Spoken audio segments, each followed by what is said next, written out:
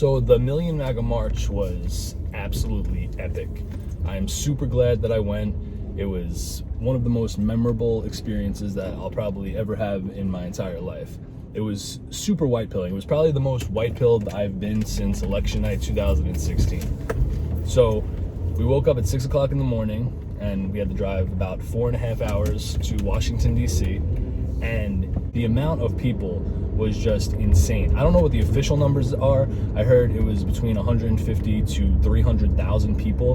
And I've been to like 4 different Trump rallies, and that was by far the most people for a Trump event that I have ever seen or anything. And it was just insane. There was Trump flags everywhere. And, you know, of course you had the whole spectrum of Trump supporters, from the libertarians to the boomer tier conservatives. You had like this organization of Chinese Trump supporters that were anti-CCP, which I thought was really funny. They were holding up pictures of like Winnie the Pooh. You had the Proud Boys, which, even though the Proud Boys are kind of cringe and libertarian, I talked to a couple of them. They were super nice people. They might be ideologically retarded, but they were super nice people. You had lesbians for Trump. Loved seeing that. But my main goal when I got there was to find Nick Fuentes. So we're walking through the crowd, and you know, there's just flags and people with bullhorns and just people everywhere. And then I finally see somebody that has an American First shirt on. And I'm like, yo, are you looking for Nick Fuentes? And he's like, yeah, I can't find him. So me and him start walking together.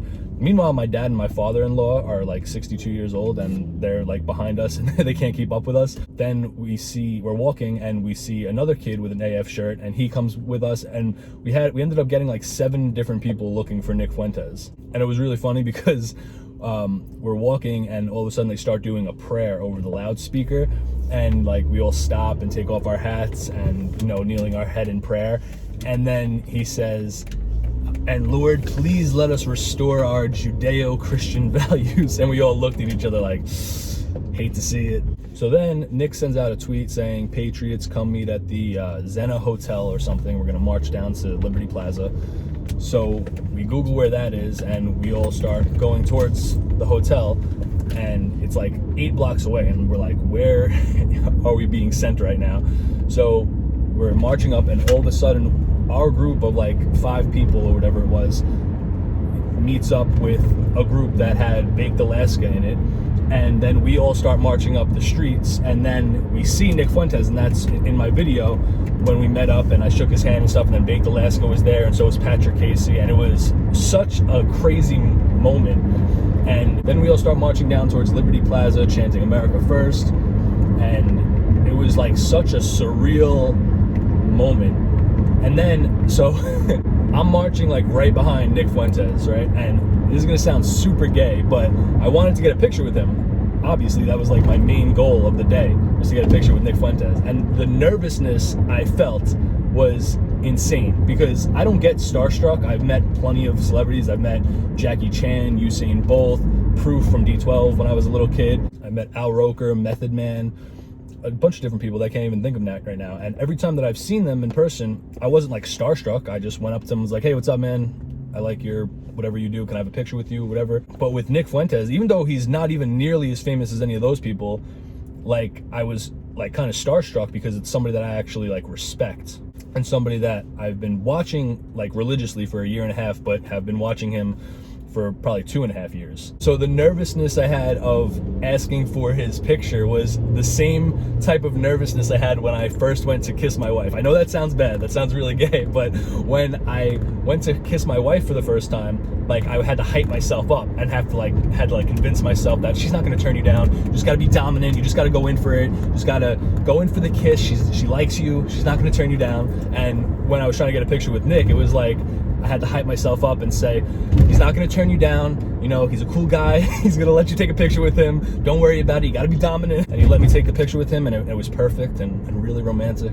I told my wife that, and she got mad at me. She was like, how can you compare our first kiss with meeting some YouTuber? I was like, he's a D-Live streamer, babe. And then I made her sleep outside for not realizing that America First is inevitable. I gotta say though, Nick clearly is special, and all of those people are. I met Patrick Casey, Baked Alaska, Vincent James, all of these people that like I've been fans of for a while. And the one thing I will say though is that the reason they have to be special is because I generally don't respect anybody younger than me or shorter than me. And I don't know how old Baked Alaska and Patrick Casey are. Patrick Casey might be older than me, but Nick Fuentes is like 5 years younger than me, and he is like up to my belly button. But I guess his IQ and charisma gives him spiritual height that I respect. So we're marching down, and then we get to Liberty Plaza or Freedom Plaza, whatever it's called, and we go up these stairs, and then it's like a big square, and then where he gave his speech was like down the steps to the left. And as soon as we got to those steps, there was like hundreds of people that must have been just waiting for him, and as soon as they saw him, it was like a movie, and everybody just went crazy, and it was like he was a rock star. It was so insane. And what's really cool is because I am a 6'5" Chad Nordic super soldier, a lot of the pictures that were taken, I'm in the background just towering over everybody because I physically dominate 99% of the world. And you see me, and like American Nationalist on Twitter posted a picture, and I'm right behind Nick Fuentes. It's really, really epic. So everybody is completely surrounding him, and then he gets pulled up onto like these pillars, and he has the bullhorn, and he starts giving the speech, and the speech was amazing. He talked about how America is not an idea. It's not just based on the Constitution or liberty and freedom. America is its people and its culture and its traditions, and the only person that is representing those things is Donald Trump. And he talked about how if the Republican Party isn't going to support Trump, he's never going to support the Republican Party again. He talked about how the hopefuls for the Republican president, like Nikki Haley and all these other people, that 25-year-old disabled kid, I keep forgetting his name, Crawford or something like that, and Dan Crenshaw and Mitch McConnell, all these people are not sticking up for Donald Trump, and that they need to immediately start defending him. And he just gave this awesome American nationalism speech that honestly felt like I was witnessing this monumental, historical, right-wing political moment in American history that's going to be talked about in schools in 50 years. I don't want to say anything too unoptical, but I don't know how to say this without saying something stupid, so I'm not even going to say it, but it felt like I was witnessing the early speeches of somebody who is going to be extremely historically significant in the future. So at this point now, I've completely like ditched my dad and my father-in-law, and they went to the car to get the sandwiches that we bought. So they're calling me and they're like, all right, we're going to go eat. So I left the crowd, and we go eat, and then I want to show my father-in-law because he's never been to DC. So we go to the World War II Memorial, and then the Washington Monument, and then the Lincoln Memorial, and we're just walking around taking pictures. I do push-ups in front of the Lincoln Memorial because I'm awesome. And then we walk back down towards the Trump crowd, and that's when we see the Black Lives Matter people chanting and trying to antagonize the Trump people, and there's this fat black woman who is just holding up her middle finger saying, "Fuck Trump, fuck Trump." And then there was this little Asian guy with a Black Lives Matter face mask who was clearly homosexual. I got a picture with him. He did not like it at all when I told him that I loved him in the movie The Hangover. He did not find that funny at all. And then the black lady, like, she was standing on top of this like pillar thing, and she grabs her child. I posted a video of this. She grabs her child and comes into the Trump crowd and is like dragging her kid like into people's faces and like saying, "Hey, look at these racists, blah, blah, blah." It's like, why would you do that to your child? Like, that was so disgusting. Like, she was trying to antagonize people to, I guess, assault her or do something while she had her kid. Why would you even risk endangering your child? Like, if you think these people are these evil, racist, white supremacists, whatever you think, why would you take your 4-year-old child and drag them in the middle of the crowd of these supposedly evil people? Like, and then there was this other black guy who was looking for somebody to hit him. That's what it seemed like. He was like trying to get into people's faces and stuff.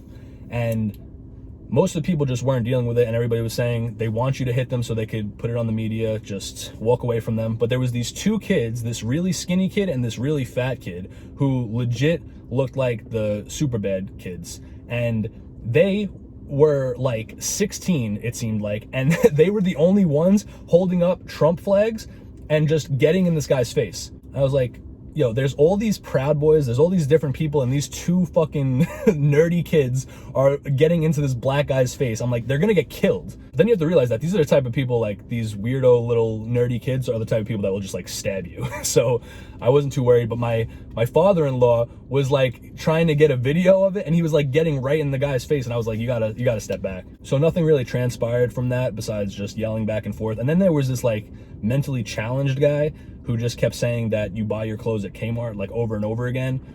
And even though he was mentally challenged, the skinny white kid could not argue or come up with any type of witty comeback, and he just said, no, you shop at Kmart. And so we left and we walked like 18 miles. My back is still killing me. And then legit, as soon as we left, I start getting Twitter notifications that like all hell is breaking loose and there's massive amounts of violence.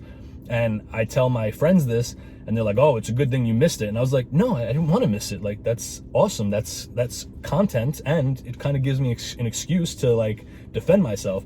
And they're like, bro, you have kids and a wife. What if something happens to you?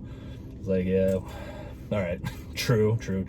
But regardless of all that, my biggest takeaway from this whole entire event was that as horrible as our country is becoming, with all of the conflict, with all of the cultural decay, with how our traditions and our values are just eroding and our standards have dropped drastically and the masses have just been brainwashed into basically hating themselves, and all of these horrible things that you can just go on and on about forever.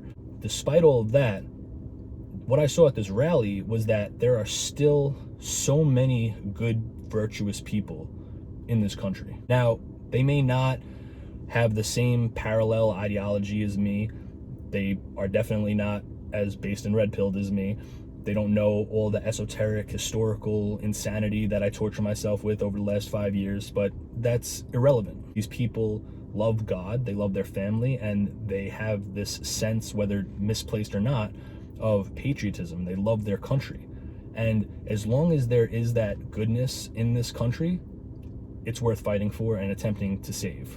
Regardless of how futile the attempt may be, there's still things worth fighting for to try and fix this country and not give up and not be black-pilled. And as long as that goodness remains, and as long as we have a heartbeat, and as long as we have faith in God, then there's a chance and there's hope that we can eventually overcome the obstacles. And even if we can't, it was actually part of the homily in church today that God cares most about your effort. It's not necessarily about your success or your failures.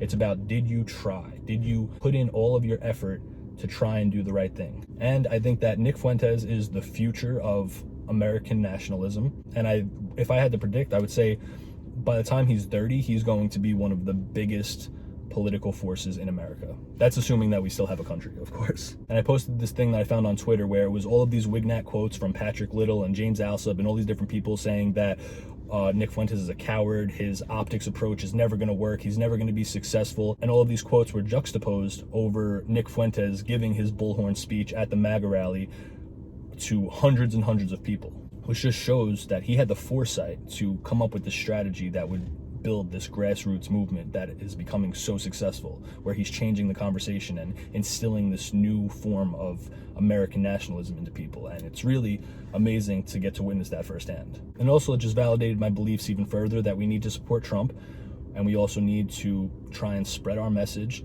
and spread truth and justice, and also better ourselves and pray and prepare and be the type of people that we wish that society was filled with. Take care of our loved ones, take care of our families, prepare ourselves for the worst, but also prepare ourselves if life just keeps going on. But we have to remain vigilant. We can't get black-pilled. We can't become nihilistic or unrealistic and not live in reality. We need to be pragmatic, have nuance, and fight for righteousness and truth. So yeah, definitely an epic time. It's Sunday. I hope you all went to church. See you later.